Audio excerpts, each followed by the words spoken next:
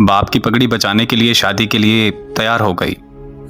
निकाह का दिन था। लड़की ने अपने उस लड़के को कॉल की जिससे वो मोहब्बत करती थी और उसे कहा कि शादी में ज़रूर आना। तो लड़के ने मना कर दिया।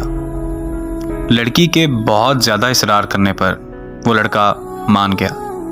जब निकाह का दिन था और निकाह का वक्त हुआ तो वो लड़का लड़की के सामने खड़ा था।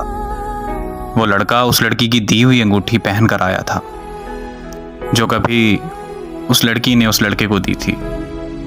मौलवी साहब ने पहला कबूल है कहने को कहा। लड़की कांपती हुई आवाज़ में बोली, कबूल है। लड़की ने फौरन लड़के की तरफ देखा और वो गर्दन झुकाए उस लड़की के सामने खड़ा था। मौलवी साहब ने दूसरा कबूल है कहने को कहा तो लड़के ने अंगूठी उतार दी। जब लड़की ने तीसरा कबूल है कहा तो लड़के की आंख से एक आंसू निकलकर उसके रुखसार पर जा गिरा। उस लड़के के हाथ से अंगूठी गिरी और वो चला गया। उस लड़की की रुखसती हुई तो वो लड़की जब घर पहुंची, लड़की की दोस्त भी उसके साथ थी। लड़की अभी जाकर ही बैठी थी। इतने में उसकी दोस्त को एक कॉल आई और कॉल सुनते ही लड़की की दोस्त के हाथ से मोबाइल गिर गया।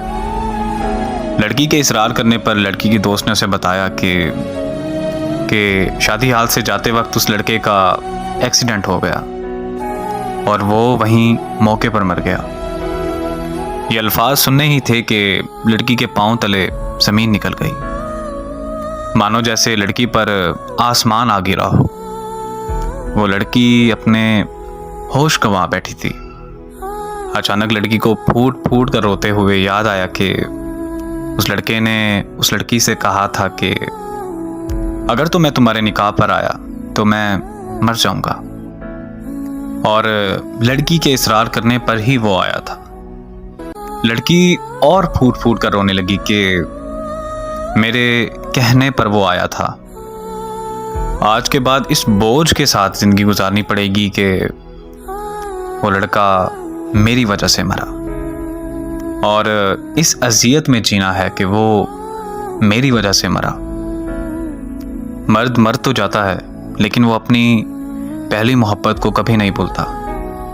मानो कि उसकी पहली मोहब्बत ही उसके लिए पूरा कुल जहान होती है, और मर्द जिससे सच्ची मोहब्बत करता है तो उसका कब्र तक साथ निभाता है।